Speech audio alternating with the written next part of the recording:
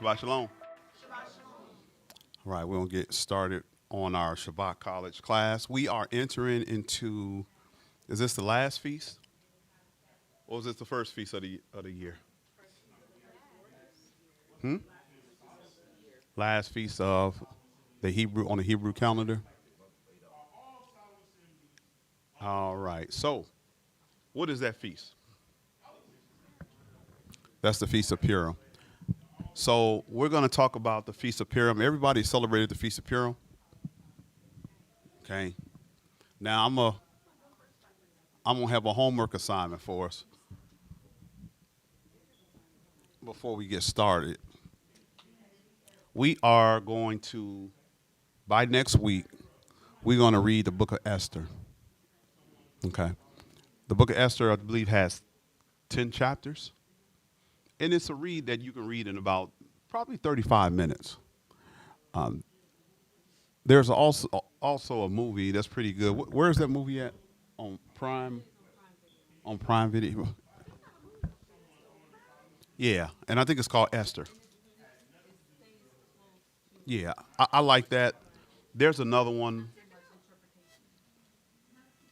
Yeah, there's another one, One Night with the King or something. I don't like that one, but this stays closer. Do you see us on Facebook? Okay, that's fine. That's okay. Yeah, so look up Esther on Prime. Pretty good. It's about 20 years old or something like that. I looked at it years ago, and so it's it's an amazing story. It's a great movie, and it sticks real close to the story itself. And there's so much to talk about. There's so much that we're going to start talking about the Feast of Purim that we may not have known. There are some things that we may know, and we're going to reiterate it. Okay, so everybody should have a lesson. Okay, and so we probably going to go over the Feast of Purim for a few weeks, at least a minimum of 2 weeks. All right.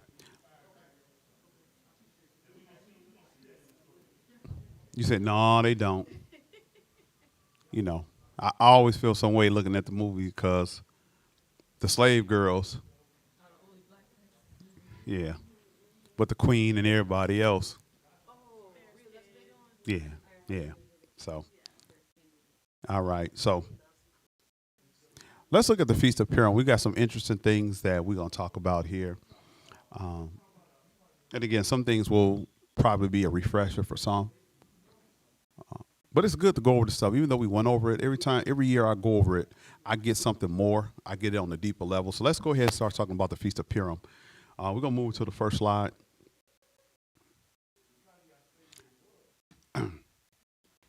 and I just want you to, as we read this, I want you to think about a few things.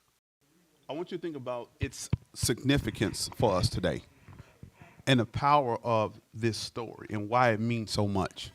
I want you to I want you to think about why we celebrate it today. I shouldn't even have to tell you to celebrate it after we go through uh, this lesson today. But I don't think we understand the significance of Queen Esther and Mordecai and what they did. And I think if the world understood the significance of what they did and what they accomplished, then they too will celebrate this feast. So if I can get someone to begin to read Saved from Destruction. Saved from destruction. Purim is important to the Bible because it records a decisive moment when the Jewish people were saved from total destruction, preserving God's covenant people and the line through which the Messiah would come. Now, is that important? Right. So what would have happened if Purim, if you will, didn't happen? There would be no Messiah. Now, let me ask this question. If Queen Esther didn't do what she did, what Messiah had come?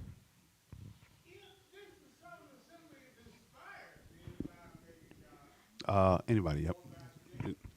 If I'll say yes. you said Messiah Because- would have came, if Queen Esther didn't do what she did, Messiah would have came. Okay, you said yes. And Anybody I say else? yes you want the because? Yeah, can we give it a because? My answer was I was gonna give a because. Can she give her a because? Who say no?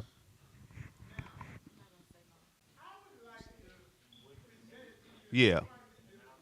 Yeah. If Queen Esther Well, didn't, he said if No, Queen he Esther said didn't if do what Queen she did, Esther that he didn't say annihilated. He just said that she didn't. Yeah, that's what There's we're a responding definite to. response to that. when you get a chance.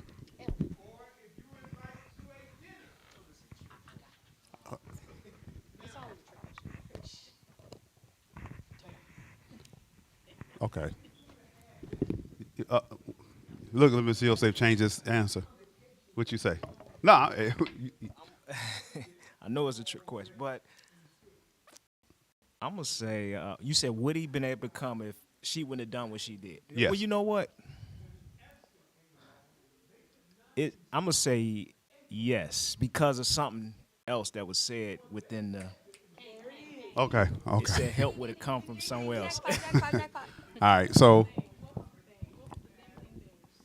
He didn't actually say it out loud, we're but he gonna go through alluded it. to it. We're gonna go through it. Can we say it? But I want you to just think. It's kind of a question where you kind of splitting hairs. Would Christ have come if Queen Esther didn't do what she was supposed to do? Okay. But we understand the significance of what potentially.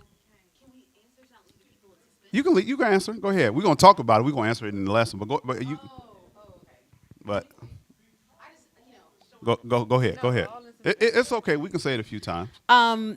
What all of us were thinking was your specific question was about if Queen Esther didn't do what she did, would the Messiah come? And we were suggesting yes because in the story, Mordecai, when he's speaking to Queen Esther, he asserts that if you don't do this, then El's going to have to deliver us in another way. So the point is that the Messiah needed to come. Yah's word needed to be preserved. His people needed to be preserved. So if it wasn't by Queen Esther, he would have found another way to save his people from complete annihilation. That doesn't take from the fact that he chose to do it the way that he did it. It was done. Queen Esther did what she had to do, and it was confirmed these days of Purim. So irrespective of what pathway it came by this pathway, and we are to remember and memorialize what he did and how he blessed his people. Okay.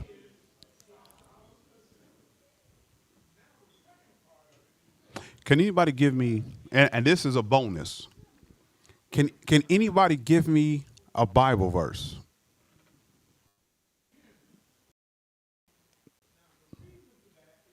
Outside of the book of Esther that can substantiate your point?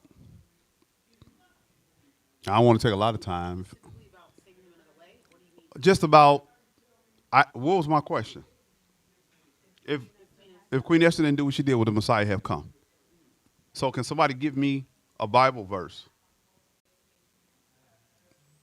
outside of that, that even if Mordecai didn't say what he said, that I know that Messiah would have come?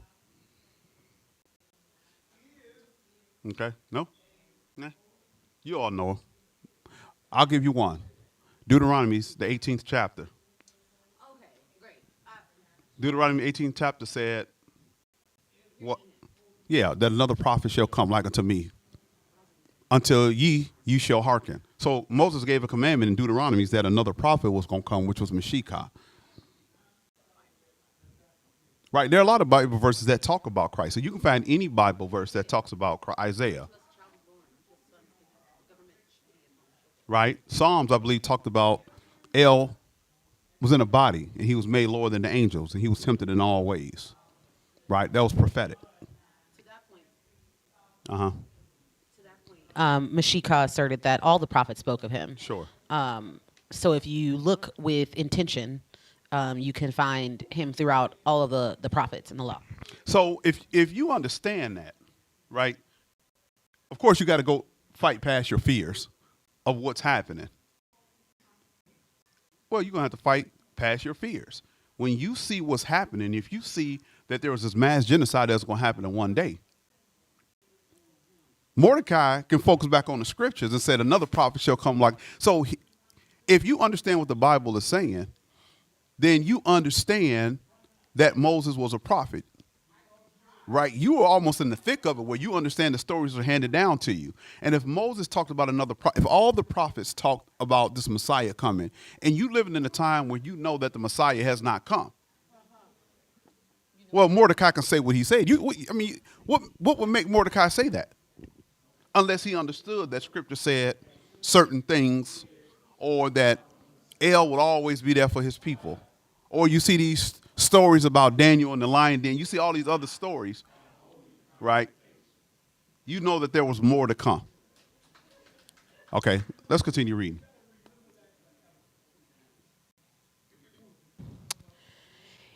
Even though Purim is not one of the Torah's appointed feasts, the book of Esther shows El's providence at work in history to protect his purposes. The majority of the Jewish population at that time lived within Persian-controlled lands, either in Judah or elsewhere in the empire. Purim marks the moment El, God, preserved his people so his redemptive plan could continue. Following the Babylonian exile, the majority of Jews did not return to Jerusalem when permitted by the Persians, choosing instead to remain in the Persian Empire. Some estimates suggest there were roughly 750,000 to over 1 million Jews living in the empire during this period. With the total Persian Empire population estimated at 49.4 million in 480 BC, the Jewish community, while significant, was a very small percentage of the total, likely around 1% to 2% or less. So, historically it's been said that 95% of the Jews, of all Jews, lived in the Persian Empire. Now, I want you to think about that. 750,000 to 1 million Jews living among 49 million people. And if you read the story, they feared the Jews. Dr. Tate, I got some stuff in that freezer. A drink, 2 drinks. Can you put it in the refrigerator so you can freeze it? So, does that do you understand the power of the significance of what was going on? Now, how come we don't act like that? How come we don't have that boldness and that courage when we go and we fight the world? We go against the world and we go in these jobs and we trying to do our business, that the odds are stacked against you. 750,000. I'm going to just take the lowest number. Well, you can take the highest number. 1 million versus 50 million. Now, I get that out of 50 million, it may have been about 15 million that was children. It don't matter. Children know how to throw rocks. And so, this number, the statistics is what makes this story so great. How they were able to conquer and how they were able to overcome. Okay? All right, let's go ahead and move on. Following the Babylonian exile, Did we finish? Let's just look real quick at what this did. And this is a quick summary. I'm not going to spend long, but let's just look at what this did, what the acts of the children of Israel did during this time. It preserved El's or God's covenant people. In Esther 3, a royal decree ordered the extermination of all Jews in the Persian Empire. Had that decree succeeded, the covenant nation would have been wiped out. The promises to Abraham, Isaac, and Jacob would appear broken, and the messianic lineage would have been threatened. And so I want you to just think about that. When I ask you about Bible verses, what did Genesis, the 28th chapter say, verse 14? Guys, remember that? We quote that all the time. In thee and in thy seed should all the families of the earth be blessed. So if you understood that all the nations of the earth could not be blessed without the children of Israel, right? If you understood that, then you would know, right, that Mordecai was inspired through the scriptures. That Mordecai understood that. The blessings of Abraham. We continue to hear people sing about the blessings of Abraham. The blessings of Abraham, then you saying that God is a lie, because God made promises with Abraham. He made promises with Isaac. He established a covenant with Jacob. And those covenants are not fulfilled yet. So this gives Mordecai more of a reason to say this, okay? All right, let's go ahead and move on.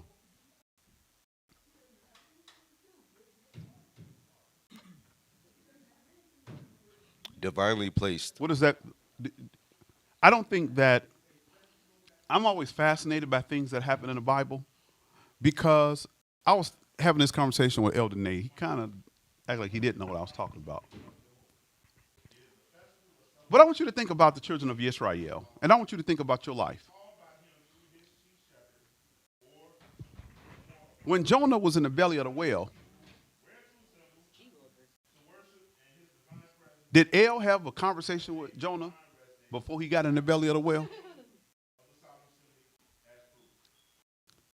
So do you think that while he was in the belly of the whale, that he knew that Yah was there protecting him? When you think about all the things, I don't want to say Daniel in the lion, well, Daniel in the lion's den. Now, I'm not going to talk about the 3 Hebrew boys that was in the fiery furnace, because they saw another silhouette, somebody there. So you're like, ooh, that was God. But think about Daniel in the lion's den, right? How do you know when you're going through that God is actually working, that God is actually there? Well, think what I'm saying. In the midst of it, God is there. They don't know that years later somebody wrote about it. It was like, oh, man. But they were just going through life, and things were happening. I hear these stories about a car fell on somebody, a child, and the mom's able to lift the car up, certain things like that. You heard those stories before? So I'm just saying, like, you think you doing it. You think, and you are sort of doing it, but there's something that's causing you to do it. So you don't know that Yah is really there, although you may say, well, I got faith. You may even give honor to God when you come through. But to have that experience and know that I'm getting ready to go fight 100 people outside, and then I look to the side and I see somebody sitting here who wasn't sitting here before. I'm like, okay, cool, let's go. That's one thing. But to go outside under just the inspiration that is just you, right, and win, I think it's extraordinary. And I don't think people look at it as Yah being there. So let's talk about divinely placed, and as it refers to Queen Esther and Mordecai. If Queen Esther had not defended the Jews, the decree ordering their destruction across the Persian Empire would likely have gone forward, resulting in devastating loss of life. However, the book of Esther itself teaches that God's covenant purposes would still have prevailed. Mordecai told Esther that if she remained silent, relief and deliverance will arise for the Jews from another place, indicating that while her role was crucial, she was not El's only possible instrument. Right? Sometimes we get in positions and we think because I'm doing all these marketing things and I'm sitting up here teaching the churches and I know stuff because I was here with Apostle for 27, 28 years. You get in your mind that you irreplaceable. You said, well, y'all can't take me because I know too much. Don't nobody else know what I know. Hey, guess what y'all would do? He would take Brother Lonzo, right? He'll take Frank. He can take anybody.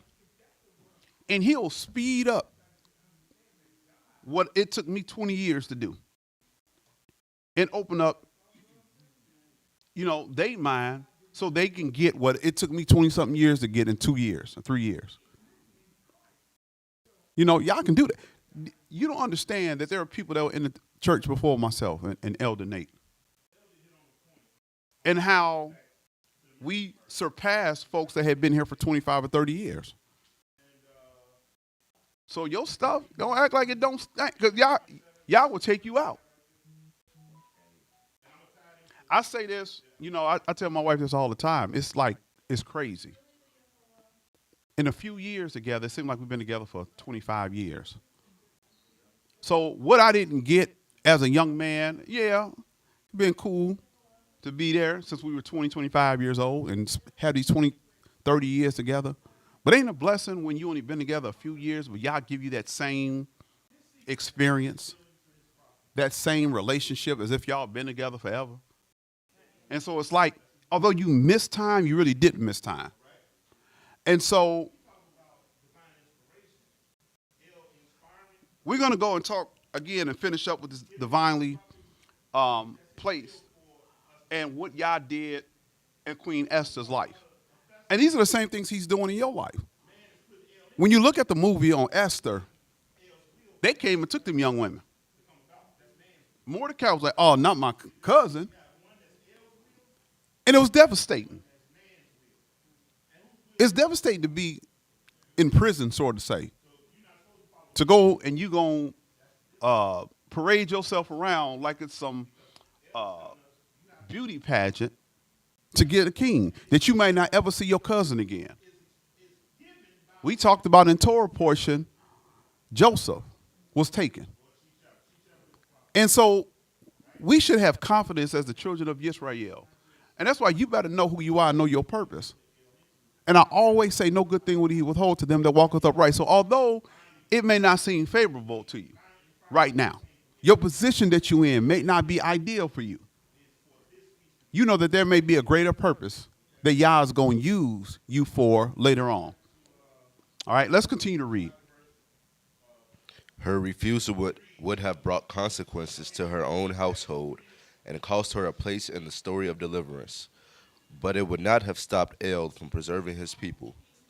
The narrative emphasizes both divine sovereignty and human responsibility, that El ensures his promises, yet invites individuals to courageously participate in his saving work.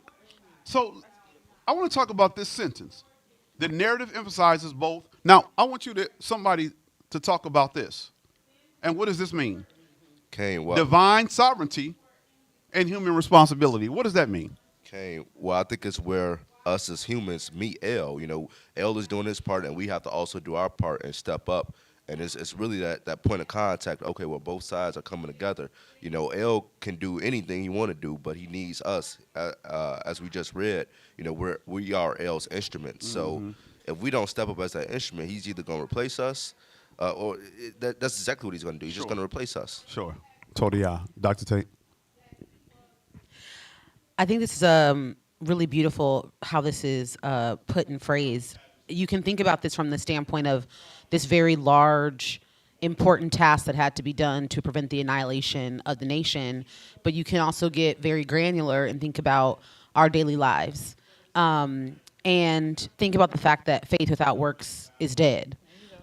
We have his divine sovereignty, and we know that his will be done broadly and in our lives, but we also can't assume that we have no responsibility and no works to contribute to see that will that he has for us in our lives to be done. We can't just kind of rest and do nothing and assume that all of these wonderful promises and blessings are just going to happen and fall in our lap without our contribution, without our work, without our are working out of our faith through what we're doing, to align ourselves with His will and the promises and the blessings that He has for us. And you were saying that we're instruments, and we are, and it can be a dangerous thought to think that El needs us. He does, Yeah. but He can replace us. Sure.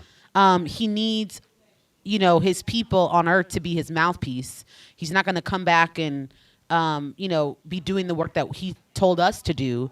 But if you don't do it, He'll find somebody else. He'll get the rocks to cry out. Like, you're Sure. not the only instrument that He can use. He needs an instrument, but it doesn't have to be me. So if Right. I don't get up and do what I need to do, then I can be replaced with somebody else. Sure. Absolutely.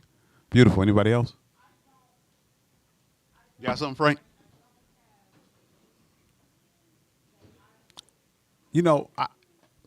I can understand. I shouldn't say this, but I can understand why it's difficult for some people to believe the Bible. El created all things, right? He knows all things. He's omnipotent. And so people say, well, if He created all things, He can just, with a mere thought, resolve any conflict or any issue. So I understand that El has laws in which He works through. Hey, He's El. Hey, listen, you can be on the East Coast, and y'all can do just like this, and fly your little butt to California, to the West Coast. So He got the power to do things, but He don't function and He don't operate that way. How many times did He tell them to pick up their arms and go fight? Remember the story was of Moses? That as long as Moses held his arms up, they was winning. And his arms got tired, and somebody had to come and hold his arms and put the sticks up, And as long as he held them arms up, they was winning. But El could have just opened the earth up and killed all of them on their way to the battle. But He allows you to go through the battle. And so I think that's a beautiful thing. I think sometimes we get scared. We don't want to go through the battle. We don't want to fight. And sometimes we don't even accomplish the things that we want to accomplish because we want to put it in El's hand. You say, y'all handle this. Y'all say, I already handled it. Do your part. And sometimes that's extremely difficult for a lot of people. Yes. I think too, over the course of history, we see it in the Bible too that people have to prove themselves and they have to prove their faithfulness and that they will hold El to be sovereign. And I think in our own individual lives, El could just do it all, but we have to have these experiences with Him in order for us to know who He is to us. If that makes sense. Yeah. It's just, Well, he's that's not how going to just do it. Well, that's how we get the experience. How do you know Yah? If you just by mere thought go through and ask Yah for something, he takes it. But you don't have to do nothing. How do you know He's a deliverer? Now,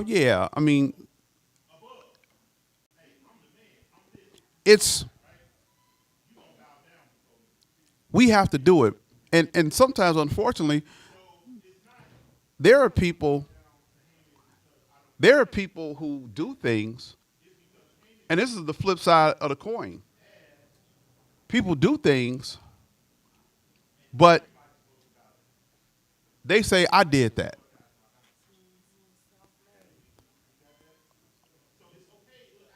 Well, you know why it's difficult, because there are some things that you can do. There are some things you can do. You think that Dr. Tate is the only person who got her doctor degree? So then we say, well, people, I'm confused. How do I know that Yah empowered her and gave her the strength? Because there are other people who came out and they became doctors. Now, sometimes Yah give you a little piece here and there to let you know. How you go to medical school and you ain't got no money to pay back? Right? So Somebody may attribute it to being luck. Because there's somebody else that got their loans forgiven. And so they may say, well, man, I was luck or I was fortunate or this and that. But because you Israel, you know that was Yah doing it. We can attribute that to Yah, not just luck. Okay? Yes, yep, sure can. Shalom. I mean, just going back, I hear about this. What was it? Harvard School during Shabbat College or something? The Harvard, back in the day. Did we have Yale, Harvard? We had the different. Yeah. We had a couple of classes. So I mean, Ivy League. even back then, it's like for that to happen, that was it really was materialized through Yah, and then I thought that all was these crazy years, though. yeah, that sounds crazy. As a child, that Dr. Tate was in a Harvard class. to go to Harvard, so it Yeah. sounds like So even from the very beginning, you could see Yah. Yeah. But how many people like, man, that was coincidental, right? How many people just say that was just a coincidence? So, okay. All right. Anybody else? Let's go ahead and move on. Did we finish that? Okay. Our perfect example. What does Yah have to do with this? Now you're gonna have to go deep. You a Christian? Yeah. Well, if you're a Christian, you should keep Purim because Christ kept it. You think that's a good idea? To have a conversation with somebody?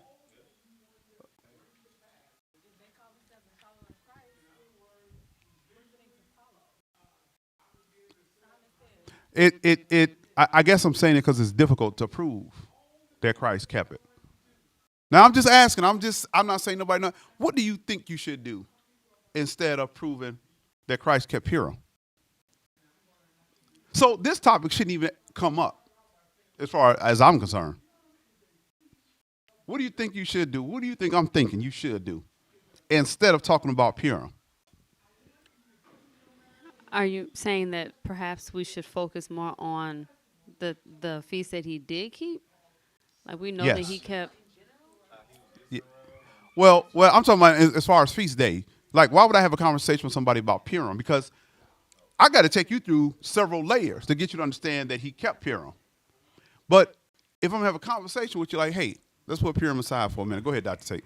Okay. First, I think maybe we were all a little confused. I didn't know if you meant what to speak to someone about No. related to Purim. You're just saying more generally about the feast. Well, the low hanging fruit is the one that we can go to the Bible and say that he went on the Feast of Dedication. He kept the Feast of Tabernacles. Right. The low hanging fruit is go to the ones where you can explicitly see these feast days. And then as you're getting exposed to that and getting exposed to El's truth, kind of putting into context that he didn't come to destroy the laws of the prophets. And just as he kept the Feast of Dedication, which is something that wasn't given back in Leviticus, all of that goes together. He wouldn't have kept that without keeping the Feast of Purim. So it probably isn't a good starting point. Yeah. Because it's complex. But some of the more low-hanging fruit where you can go to a verse Yeah. and show that he kept those feasts. Feast of Dedication is probably one of the best, although you will run into some issues because people say, well, he just went up to the temple. So you got to deal with that. But the point is, as Dr. Tate said, that the Feast of Dedication is not a feast day that's in the book of Leviticus. Because you're going to get a whole bunch of folks who say, I believe in the feast days. I just don't believe in keeping the Feast of Purim. Well, it's best for me to take them to the Feast of Dedication, right? Because we know that Mashiach went up into Solomon's temple. But then again, that presents another set of challenges, but nevertheless. But our perfect example, and here's where we're going to move to. We talk about our perfect example. Let's go ahead and begin to read about our perfect example. How do I know that Christ kept this feast? Although the New Testament writers never mentioned the Feast of Purim, we know that Christ was obedient to that which came before him. Here are the few ways that we know Christ kept the feast. Number 1, he was a Jew, and this feast was celebrated by all Jews worldwide. Not debatable. Not debatable. All the Jews. 95% of the Jews that lived in the world lived in the Persian Empire. So that means that Christ's ancestors celebrated the Feast of Purim. His great-great-grannies and great-great-granddads and stuff like that. All these great-great-uncles celebrate this feast. Number two. Number 2. Dr. Christ Tate kept said this. another feast day that was not mentioned in the book of Leviticus. This feast day was ordained by the Maccabees and the Jews in the book of Maccabees, Apocrypha. So that's what Dr. Tate just said. I believe it was John 10:22. Talked about Meshachah went to Solomon's porch on the Feast of Dedication. Right. That's why I said this presents some challenges because we got to show that he kept the feast. He didn't just go to Solomon's temple. Okay. And then number 3. And number 3, Christ said in Matthew 5:17, "Think not that I come to," I'm sorry. Yes, I'm sorry. Christ said in Matthew 5:17, "Think not that I come to destroy the law or the prophets. I come not to destroy, but to fulfill." Mordecai and Esther were a prophet and prophetess. Okay. So if they were prophets and prophetess, then what does that suggest? What does that mean for him? That meant that he had to submit himself to what they had ordained. How do you know? No. Let's stay right where we at. How do you prove your statement? No, that he had to listen. No, we're going to stay right here. The verse we just read was, "Think not that I am come to destroy the law or the prophets. I am not come to destroy, but to fulfill." So if they're a prophet and a prophetess, he didn't come to destroy what they set up, which was the Feast of Purim. He came to fulfill, which didn't mean to do away with, but to do. So he came to be obedient to the laws and to the prophets. And so this verse and what he said out of his mouth would tell us that he's going to comply with the word of the prophet and the prophetess. Now, I'm going to say something that you would probably, go ahead, Minister Yosef. In addition to what she's saying, in other words, saying that Esther would have been a prophet. And Meshachah saying, I'm not going to go against what they've already set up. Right. Now, I wouldn't have this conversation and make this statement with most people. Where did the prophets and the prophetess, where did they get their inspiration or their word from?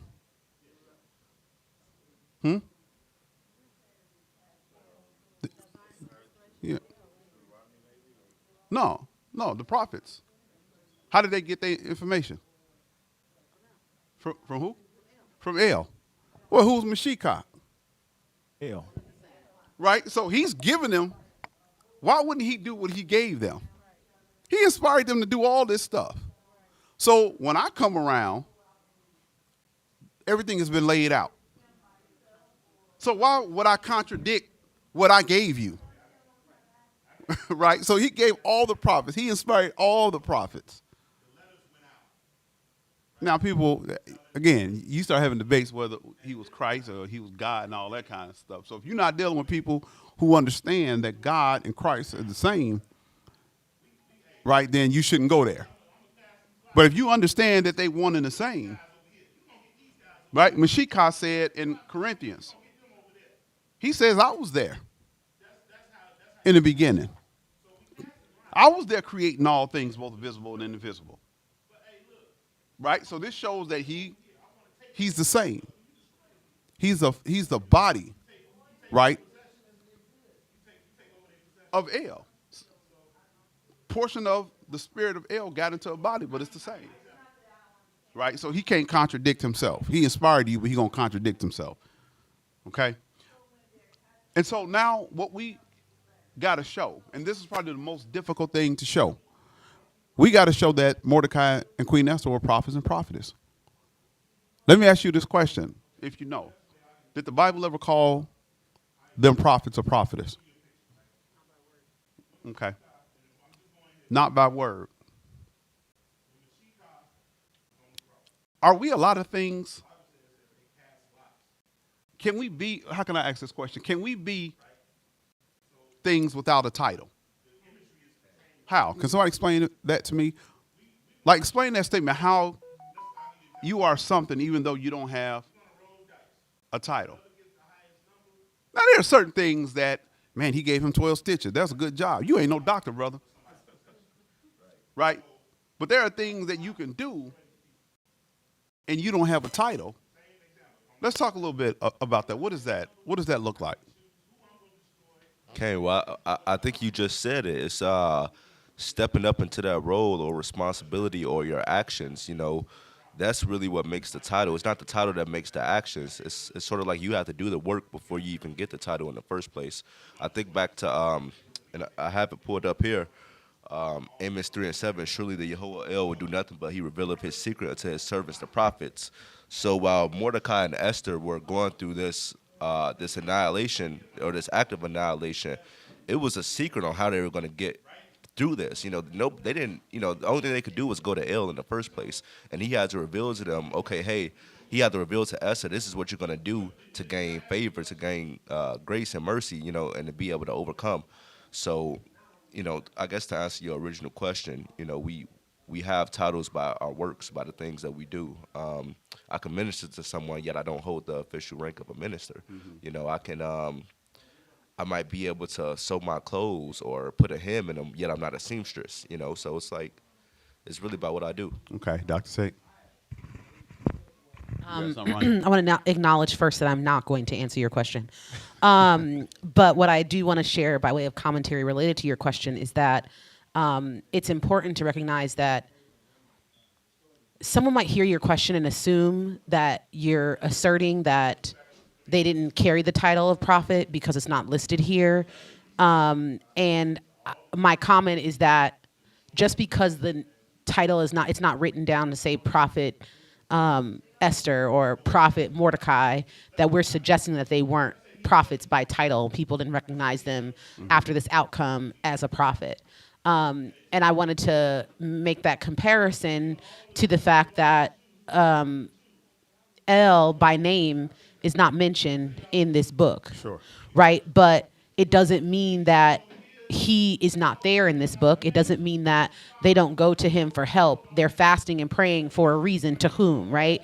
And we can see the divine favor and the outcome that happened as a result of what they did. And so we can see him there, even if his name is not mentioned. Yeah. And so on the same token, we can see them as prophets, even though the term is not mentioned. And so I just wanted to add that to the conversation. Sure. We see certain things, as Dr. Tate said, and we'll talk about that in the weeks to come, that there are signs of El being there, although he's not mentioned. Right? There are certain spiritual things that happen that we know El was there.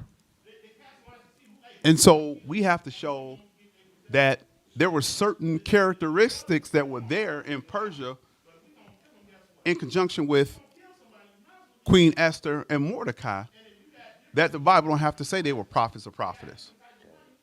Right? If you are performing in that role, then that's who you are. The Bible don't have to say it. So we need to see the characteristics of prophets and prophetess and how we can justify that they were prophets and prophetess. You got something? And I have a question / a statement. We know that they're Jews. We know that Mordecai and Esther are Jews, and we know the Jewish custom to get down in sackcloth and ashes. So who are they doing this for, if not for El, if not for the Most High? So people might say they don't see El specifically listed in the book of Esther, but yet we know the Jewish custom. We know this is what they do in times of great desire, in times of great need. So yeah, I don't know. That was a Yisrael thing. Sackcloth and ashes. More importantly, listen, Elder Nate and I was talking about this, I don't know if it's this morning or last night. You know how many times Yisrael was in captivity? Matter of fact, when they in Persia because they came out of captivity. So I want you to think about this. If Yisrael wasn't living right, do you think that Yah would have delivered the entire nation? Let me ask you this question. Pastor used to say, I'm about to get nasty now. If you was a fornicator I'm saying, like, you fornicated yesterday, and you got something that came up. You found out that you got a disease. I'm not talking about that. I'm just saying like cancer or something like that. 2 days later or the next day, and you get in sackcloth and ashes. What do you think L's response going to be? Do you think L, as a sinner, going to acknowledge you getting in sackcloth and ashes? What do you think? Well, yeah, he talking about he'll mock you. He'll laugh at your calamities. But I'm asking, do you think that L would deliver a person who was in sin just because they got in sackcloth and ashes? So not only, we ain't talking about 25 people. Oh, he'll hear your prayer for 25 people getting sackcloth. But I'm talking about something in reference to an entire nation. And look, I'm getting my feast days confused. They were going to be killed in one day. Can you think about 1 million people? Man, listen, they got guards. They know you live. You're not coming out these gates or whatever. They done tracked all of you. And all the Jews are going to be killed in one single day. Now, I want you to think about how massive that is. Now, you think about what's supposed to happen, that all of them is going to be killed, including the lineage of Mashiach, in one day. And they get out in sackcloth and ashes. What does that tell us about El? Was El there? Did El hear their prayers? Because sackcloth and ashes was something that you do in dire emergencies when you're trying to get a breakthrough to Yah. And the fact, spoiler alert, which you all should know, but the fact that he saved them and he delivered them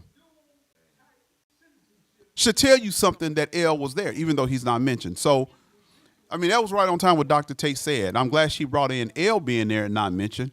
The same way and I didn't look at it that way. The same way the prophets and prophetess was there, right, without being mentioned. But we're going to see the characteristics of those prophets and prophetess.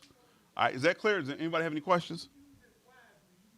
Everybody understand where we at so far, right? Now, if I give you a pop quiz, Jordan, you going to be able to answer it?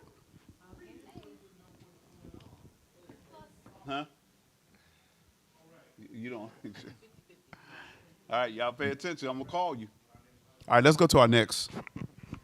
Elder, I want to say one thing. Oh, I'm sorry. Go ahead, Minister Yosef. One quick thing. Just like you just made that relation to the word prophet not, being, or El, God not being mentioned. Mm-hmm. When you look at, even though it doesn't expressly say this was a feast, when you go back to the New Testament, when you look at Chanukah, John said Chanukah was a feast. He said the feast of dedication. So I just wanted to. So even though if they try to say, well, he went up to the temple, but the Bible said it was a feast. Right. So that's what I want to point out. Cain. And not only did the Bible say it was a feast, thanks for bringing that out, but we see in both cases, we see in Purim and we see in the Feast of Dedication, that this is a relationship to all the Jews. Right? And if it was a commandment given for all the Jews to keep it then you know that it was a commandment for all the Jews to keep it during the time of Christ. Okay? All right, let's go ahead and move on. We want to look more into prophets and prophetess. Let's read this and talk about a biblical prophetess and prophet. Now, as we read this, is there anybody who has not read the book of Esther yet? We're going to read through the book of Esther and then kind of just be prepared next week. It's about 9-10 chapters. It takes about 30 minutes. So if you just take a couple of chapters a day, you can do that in 10 minutes per day. So we're going to read about the prophet and prophetess. And for those who have read the book of Esther and understand the story of the background, when we read through the characteristics, I want you to think about Queen Esther and Mordecai. Oh, that fit them. This next point fit them. So think about the points that fit them as we read through this. Can I get a reader to begin to read? A biblical prophet, prophetess, is a person specifically called and empowered by God, Elohim, to deliver his message, to correct, warn, guide, and encourage his people according to his covenant. Prophecy in scripture is more about speaking El's truth than merely predicting the future. So most people don't know what a prophet or prophetess is, right? If you ask somebody what is a prophet or who is of course they're going to say somebody who's prophesying, somebody who's doing the Nostradamus stuff, somebody who's predicting future events, okay? But this paragraph says that a prophetess or a prophet empowered by El to do what? To deliver. To deliver the message. We're going to see, or to deliver his people as well. All right, let's go ahead and finish reading. Prophets deliver what El says, even when it is unpopular. Prophetic ministry operates through the spirit of El, not human insight alone. Prophets speak truth despite opposition. They're willing to confront leaders and crowds, often persecuted, rejected, or mocked.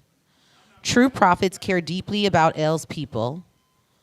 They intercede in prayer, and they follow El's instruction even when personally costly or risky. Okay. Do we see any characteristics in Queen Esther or Mordecai? All right, can we just find a couple of characteristics that you may see right offhand when it comes to Mordecai or Queen Esther?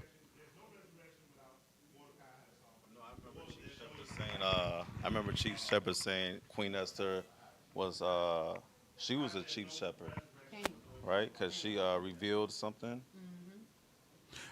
Yes. Well, yeah, you want a chief shepherd now. Because you can be a prophet and a chief shepherd. Right. Now, we can go into what is Doctor, you know that would have been our lesson, right? Prove that Queen Esther was a chief shepherd. Yes. Right. And so, yes, you're right. We could have said the same thing. The characteristics of a chief shepherd. All chief shepherds are prophets. Amen. Okay. Yep. So absolutely. Yeah, she can be a chief shepherd. She is a chief shepherd.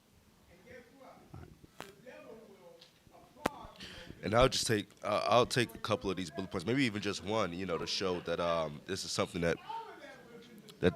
that both Esther and Mordecai experienced. But when it says really prophetic ministry operates through the spirit of El, not human insight alone.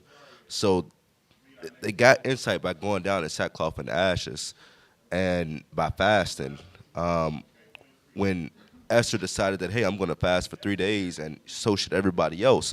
That was them seeking help from Yah and seeking his insight to figure out how are we going to overcome this. And that's just one bullet point. Okay. Sister Constance.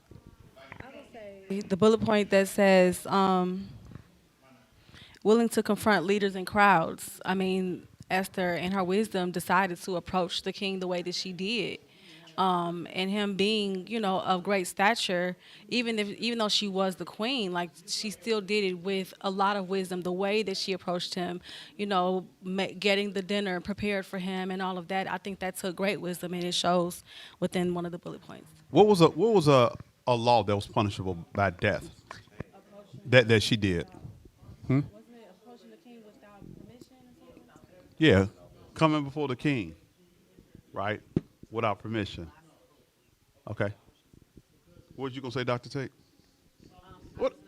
Gave the example, but it also follows in line with they follow El's instruction, even when personally costly or risky. So she was inspired of El to do what she did, but going before the king without a request of him, a summoning, an audience, an invitation, she could have lost her life doing that. Amen. Even willing to confront leaders and crowds or often persecuted. Mordecai. Oh, Mordecai. In the movie, he say, bow down to me. Mordecai was like, now you know who Haman was, right? He was second. He was second in command. He said, man, I'm not bowing down to you. And it's funny, but it's not. It's I almost said something political, but it shows you the hate that Haman had in his heart. Now, listen, worst case scenario, just say kill this dude. Get that dude and kill him. He said, man, I'm killing the whole nation. Hey, because of one person make you kill a whole nation or want to kill a whole nation? It was going. Because if we get Haman, We might be on the same page with this is that yes, maybe that's a sign of all the hate that he had. Like this situation really enraged him clearly, but I think it also could be reflective of his understanding that these people, whoever Mordecai associates himself with, they will not bow down to us and to our authority. And what they're doing is falling in line with Yah's word. He told us to not bow down before other people and not make other people gods before him. And so that's exactly what Mordecai was following. He was following the law of Elohim. And so maybe he came and thought to himself, well, I mean, these Jews aren't going to bow down. Let's just get rid of them. Mm-hmm.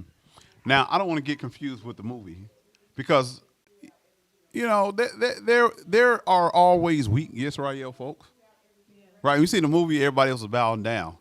He was just looking at him like, dude, I'm not bowing down. So, you know, maybe I'm looking at it from that perspective, that what would make him think that a whole nation would, like, why are you angry at a whole nation for something that one person did?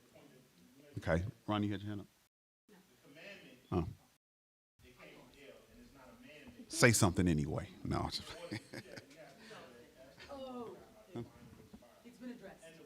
Oh, okay. All right. All right.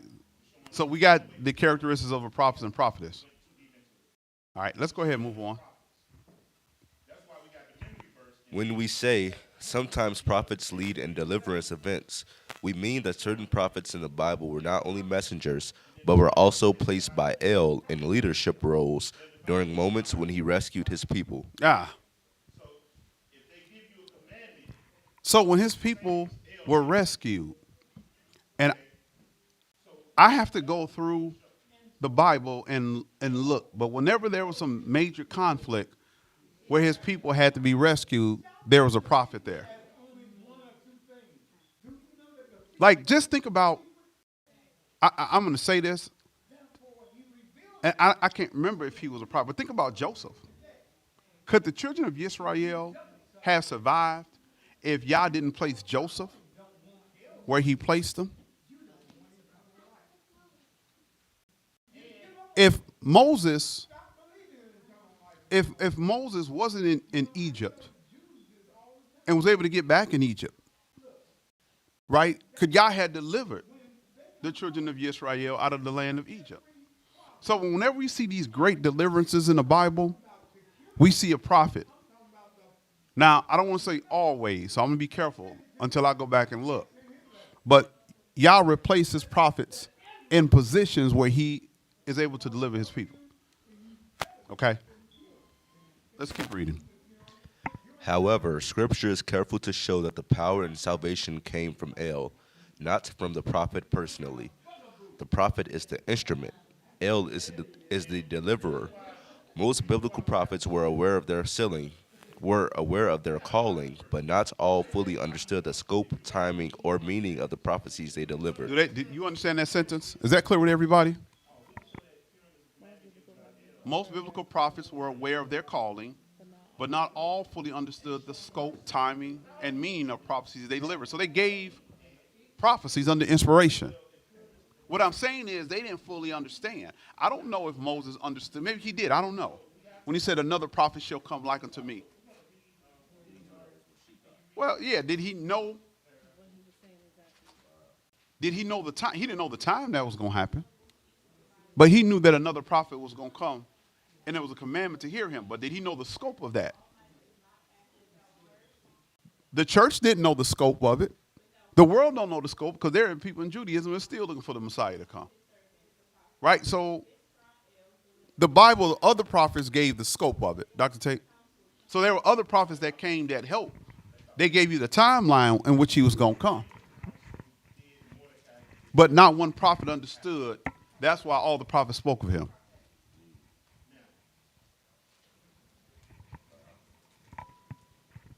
Yeah. I just wanted to share related to what you're saying about not the prophets not having the full context. I think that's exceedingly biblical. You know, we think about how we learn in part, we prophesy in part until we come to the fullness of this information. And I think that we can understand that these prophets didn't have the full context of all of the pieces of what they were sharing, because had they had it, they would have passed it down. They would have taught it. It would have been their duty to teach the children of Yisrael all that they understood and that to be passed down. One example of that is thinking about the prophecy about Mashiach in Isaiah, talking about how the government would be on his shoulders. People had a misinterpretation and understanding of what that looked like and what kind of king he was going to be.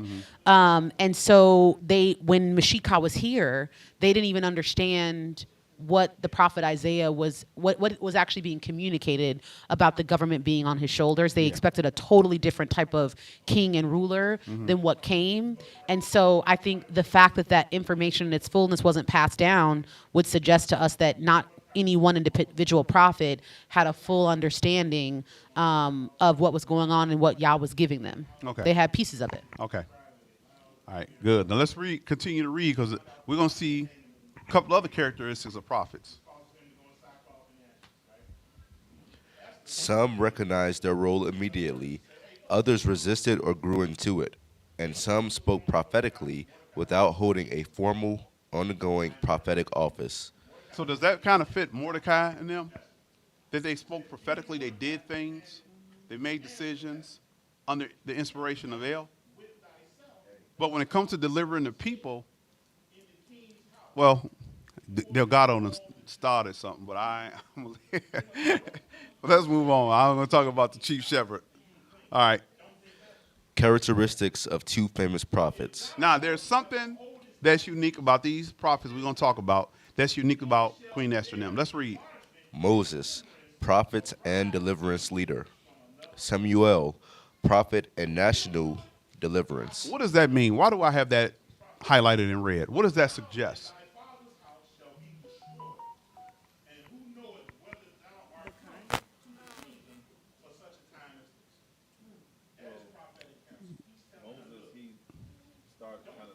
Passover for us, right? Or kind of help he helped Israel escape, and Passover is known with him. Did he help some of Israel escape? He helped. So was he a deliverer? See, there are prophets that have unique characters. Not all prophets are even deliverers. But Moses was a deliverer of the entire nation. What about Samuel? We got something in red. What does it say about Samuel? How does that relate to Moses? He delivered the whole nation. Okay. Let's read the last paragraph. Just like Queen Esther, Samuel does not lead troops into combat. Instead, he prays, he intercedes, he restores covenant faithfulness, just as Queen Esther did. Did Queen Esther fight? Did she tell them to go fight? What did she do? It was a spiritual, just like Samuel, right? She prayed. She told Mordecai, hey, go tell all the Jews, go tell them to pray for me, to pray and fast. Not for themselves, because I know the consequence of what's going to happen. Yah is leading me to go to the king. I got to have a conversation with the king. And he may not call me for 4 weeks. I ain't got 4 weeks. This is dire. My people, the entire nation is going to be destroyed. So I'm going to make a bold move. But before I make my bold move, Yah, I need you I need you to open up this door. I need your divine favor because I can die. Now, I'm pretty sure if she just did it without praying and fasting, then Yah wouldn't have protected her. But the decision that she was going to make to go before the king and petition the king was a decision that was going to save the entire nation. So is Queen Esther, does she have the same characteristics as Moses and Samuel? And if she does, how?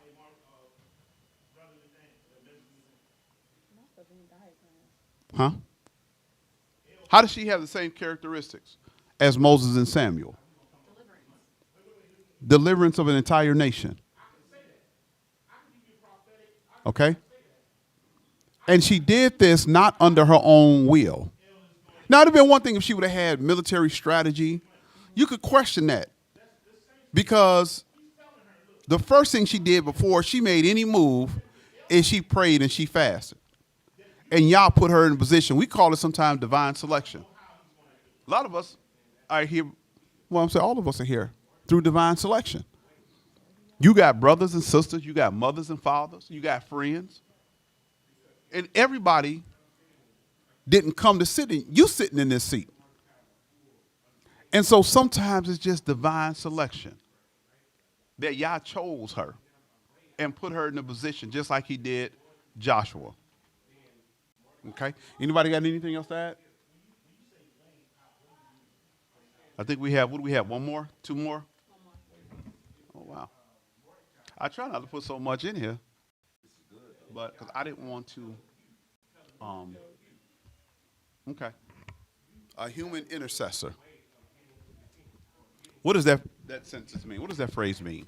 A human intercessor? Yes. Someone, an actual person who can intercede. Okay. You said an actual person who can intercede. Okay. Do we I'll have take out examples the of word human? intercede, and Huh? I'll say that a human intercessor is someone who bridges the gap between El and people. The human, Well, just in general. physical and the spiritual. I don't know. Well, are we human intercessors? What have you? I'm trying to say this right. What have you humanly intercessed? Like on a natural level? No, just I brought my son here. I mean, I bring okay. Your son. because his mother's side, his mother's family, they're all like, Baptist or something like Okay. that, whatever. So Okay. Anybody had to go to school for their children? Go to school for them? Yeah. Go up there with them yeah, because going to meet with the teachers. something happened. Yeah. Somebody bullying them. Something happened that they feel in a certain type of way about their teacher. So you are a human intercessor. And what is the goal again? I think somebody said it. What is the goal? What is the goal as a human intercessor? What is your goal? Just think about any situation that I said. As a human intercessor, what is your goal? To sway.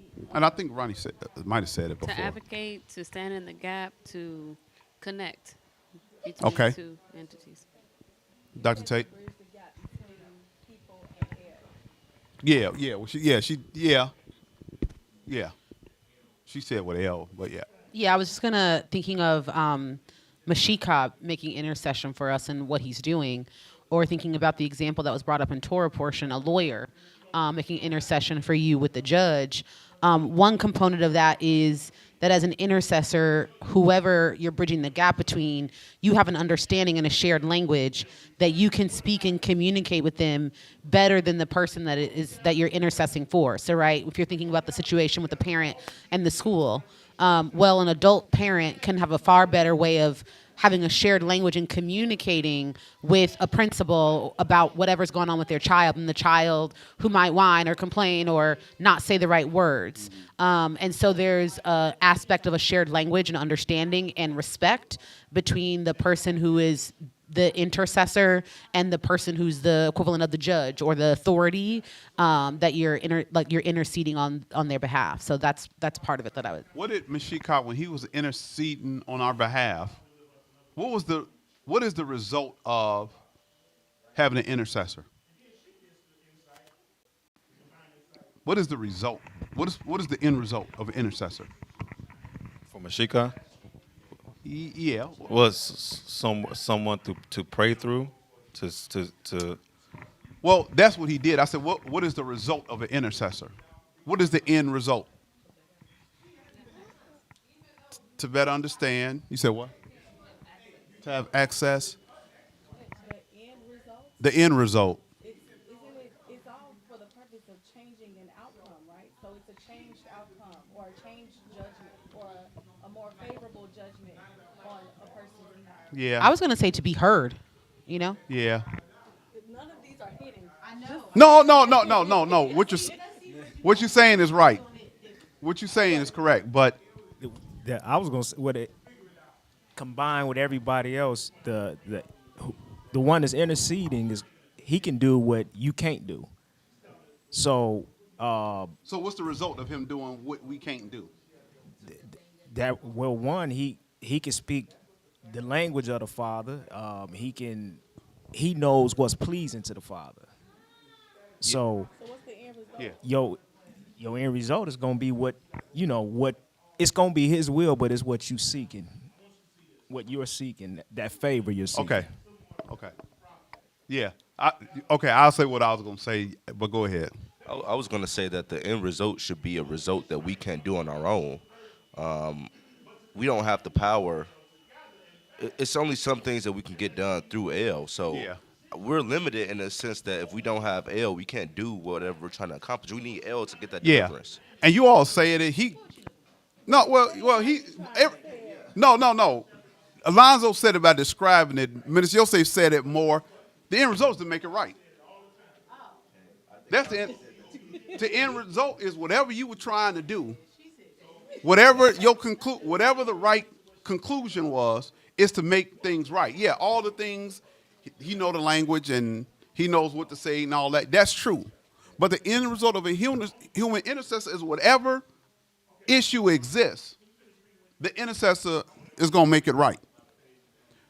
So Queen Esther served as a human intercessor, right?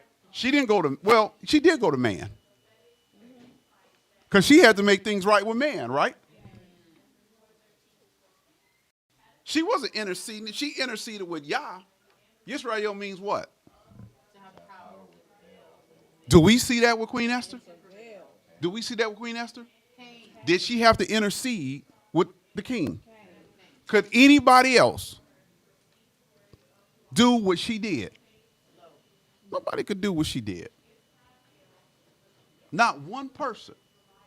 So she had power with man.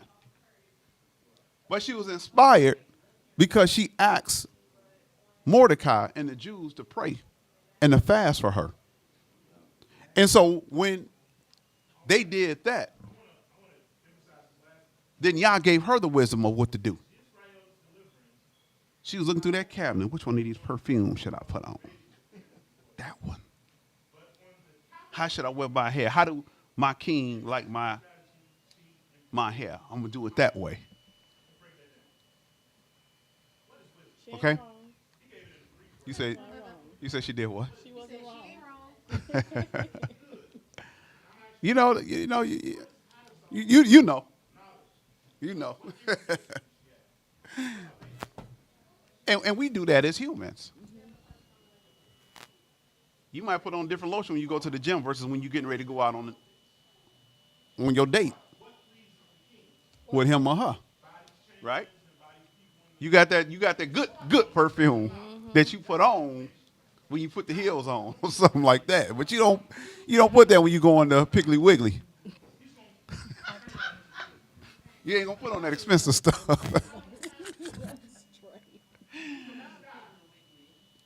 What you gonna say?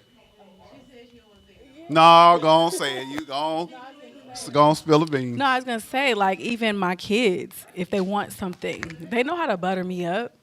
Oh my, I cleaned the kitchen and I did this and look at this report card. Okay, now what do you want? Yeah. Can I have X, Y, Z? And so if you're presenting all these things in front of me, maybe I will consider, even if I wasn't gonna say yes before, It softens your heart. It softens you, yeah. Okay. All right, let's read about a human intercessor. Intercessor. Queen Esther interceded for her people, the children of Yisrael. The text shows her stepping into the role of mediator at a national crisis moment. Okay, so an intercessor at a national crisis moment. Okay. The crisis was Haman secures a royal decree to destroy the Jews throughout the Persian Empire under King Ahasuerus. Ahasuerus or Xerxes I. Before approaching the king, which could cost her life, Esther tells Mordecai, "Go gather all the Jews and fast for me. Neither eat nor drink for 3 days. I also and my maidens will fast likewise." Now, you know how we cry? I ain't going to say we. On the Day of Atonement for 1 day. Isn't that hard, 3 days? No eating and no drinking. That's tough. That's tough. Okay. Let's keep reading. Session. Esther risks her life by entering the king's court uninvited. Then she makes her plea. "If I have found favor, let my life be given me at my petition, and my people at my request." Esther 7:3. That is national intercession. She places herself between destruction and deliverance. When Mordecai tells her, "Who knows whether you have come to the kingdom for such a time as this?" That line feels prophetic. It interprets history through divine purpose. Esther then moves as if she understands she has been positioned by El. Some scholars say Esther represents a hidden prophet in a hidden book. Esther acts in alignment with divine purpose without overt prophetic office. Now, I was kind of shocked to see that some scholars said that. They call it a hidden book because they say El's name is not there. But they understand that she had the characteristics of a prophet. And so they're calling her a hidden prophet. Now, scholars are saying this. And so we see her functioning as this human intercessor, and the end result was, what was the end result? Deliverance from total annihilation. The end result is that Mashiach came, that we got delivered. And I say this because I'm not sure where the mind of Yisrael, I don't know. Sometimes I just think that we scared. We forget as we go through certain circumstances and our situation, we forget who we are. And we forget the power that we possess. Because what I don't understand, and I've been reading this for years, is that, when the king makes a decree, stamp it with his ring, he can't undo that. So when you read the movie, when you read the story, you're going to find out that the king, he passed a law, listening to old Haman, that the Jews were going to be destroyed. When he understood that his wife was a Jew and it was her people, the law said that she was going to be destroyed. So you signed a death warrant for your very own wife. But El allowed Queen Esther or the king to love her so dearly. I mean, she was in the deep part of his heart, that she couldn't undo the law. He couldn't undo the law. But what he could do is sign another law that the Jews can defend themselves. Now, I don't know why there was a great joy, because you say, man, I'm going to defend myself anyway. But when he signed the law, and this just told me the power, the hidden power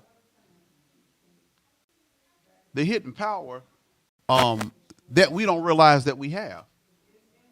The Bible says that, and we're going to talk about this, that the people of the empire, many of the people, became Jews for fear of the Jews. Now, again, what happened to make them all of a sudden have this great fear? So you possess power. You possess an unhidden power that we don't exercise. And if we would just exercise that power, right, it'll give us advantage with man and with El. So anybody got anything else to give? What you got for me, Frank? What you learned today, Frank? That was my question.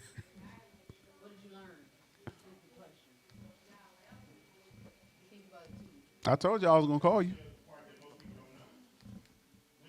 What you learned new? I learned what a prophet is, like the definition. Like on slide, is that 5? 6, on slide 6, I learned the definition of a prophet. Are you reading that or you learned that? Well, I didn't know it before, so I looked at it and then learned it. I can't even say it off the top of my head, but Just say it from the bottom of your head. I'm not even gonna look. Come on, Jordan. What you what you learned, Jordan? Something new that I learned was what a human intercessor is.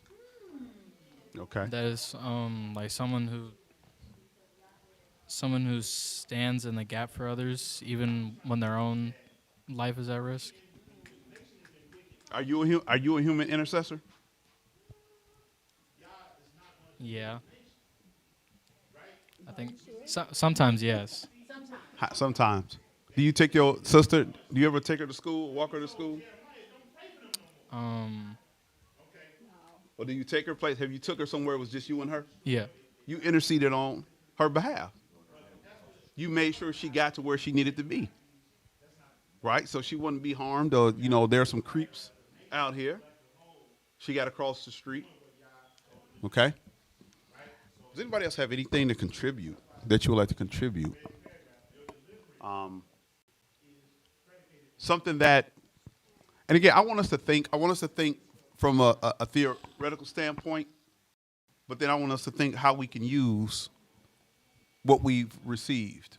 I'm talking about in just a normal conversation. But anybody can go ahead and contribute. Just thinking about what you just said, Elder, with the fear of the Jews were among the people, so they became Jews.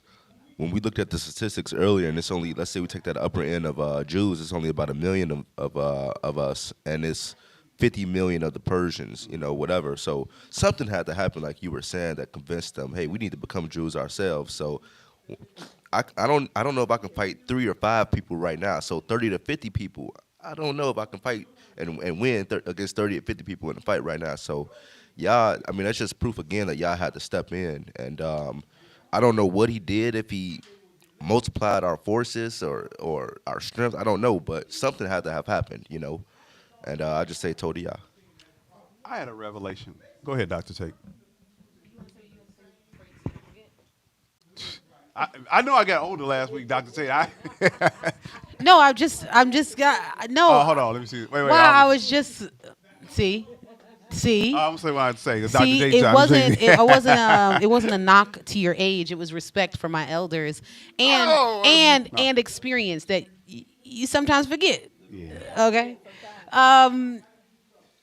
So I'm gonna say what I'm gonna say, so I won't forget. Yeah, see, you. no, I remember. Hold on, let me say what I thought. So, here, write it down, Dr. Tate, so you won't forget. So, here's one of my takes. I believe that, and this is just my theory, that people understood the history of Israel, right? They understood the history. They understood what happened when Israel came out of Egypt. You was gonna say that? Go ahead, I'd say. I'm gonna let you say it. Go ahead. Well, we were in lockstep. I was thinking about the comment that Brother Alonzo made about the fear of the Jews falling upon them, and so the people became Jews. It reminded me, and I'm thinking of the story, thinking of how the Yahweh showed himself in the land of Egypt, and how the people, the strangers, the people that were not a part of Israel, that came out with them and that sojourned with them, that became circumcised and that followed the one law, and they kept the feast of Passover. Another way that someone could have been inspired to write that same phrase was, for the fear of the God of the Jews fell upon them, and they became Parael, right? So it's probably not the fear of the Jews themselves, but the fear of the God they serve, right? Yeah. I'm sure they've had experience with the decrees of the king prior to this decree for them to be annihilated in this one day. But they likely have not had experience with there being a reversal, essentially a reversal of a decree of the king, of this massive empire. And so they must be thinking to themselves, well, these people were all set to die in one day. We knew this was going to go down for a year. And now, all of a sudden, these Jews have found a way to get around the decree of the king. Like, this is a powerful people with a powerful God. And so they became Jews, and they became one with them for the fear, not just of them, but for the fear of their God, and what their God was powerful enough to do. Yeah. I was going to say the same thing, almost, that there are many wars, there are many times, there are documents, right, where there was 10,000 versus 100,000. There was children of Israel coming out of Egypt, and about the Red Sea splitting, about the water turning to blood, and about all. So when you've been hearing these things about these people, or you knew prior to, and then you have a reversal of this national execution, they said, oh, man, what we heard about they God delivering them, that's coming to pass on us as well. And we want no parts of it. And so when you think about that, as Alonzo said what he said, Brother Alonzo said what he said, it just came to me that, man, they feared El. They had some insight. It's been discussions over years or whatever of what the God of Israel would do and has done. Sounds too unbelievable. We heard about 7 stories. Sounds unbelievable. But now we see, this thing might really be real. And so fear fell upon them. Minister Yosef? I was gonna say that Haman, he had how many sons? 10? I think it was 10. And I think it was 10. I think it was 10. Okay, so when they saw, I know the people saw Haman get hung and all his 10 children. I think, that's just my theory, that all added up to, the fear. Because here it is, that was somebody that was supposed to have been in authority, and then he get hung. Second in command. All his children, and now they seeing the order reversed. So I'm just looking at it like all of this stuff is mounting up, and I believe maybe some of that probably added to the fear as well. Ooh, I got another revelation on that. I got another revelation. Everybody understood at that point that he loved Esther, and Esther was a Jew. So if we touch Esther, which we got to because there's a decree. You know what's interesting to me is Haman was the one who was executing this. So I'm just really wondering who was going to execute this war since Haman and his sons was dead. Like, who was going to push it forward? But hold on. She got the juice. that she was able to convince the king to reverse his order, and she's a Jew. So we don't even want to fight the Jews because the military, I don't know, the military belongs to the king. So the military, there's not going to be no coup. I'm thinking about someone, but they did fight though. So it had to be greater. There was probably some people who hated Israel because even after Haman, his sons was killed, they still fought. So I mean, I know there's a lot of unknowns, but we can pretty much draw everything that we all said. There's probably a little some of all that sprinkled in. Did you your hand up for something? Okay. So no, those were great answers. I mean, I think it makes sense. You know why they had fear? Because it had to be something extraordinary. Again, 1 million versus 40 some odd million. There has to be something extraordinary. They were fearful of the king. They were fearful of the God. Right? So, I don't know. Interesting. I never really kind of thought about that until this year. Anybody else?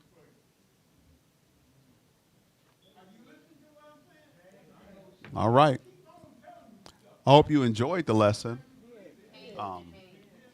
I think that we should meditate a little bit more over it this week. So our job is to do 2 chapters a day, I guess. I don't care if you do all 10 chapters in one day.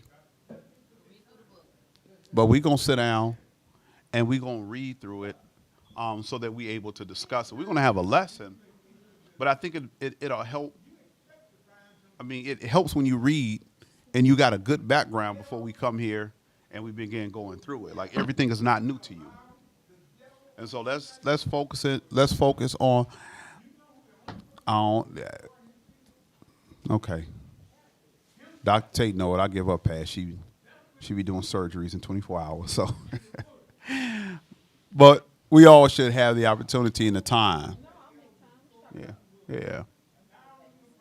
You know, to go over this story. Okay? So if we don't have any more questions, I'm going to get ready to close out.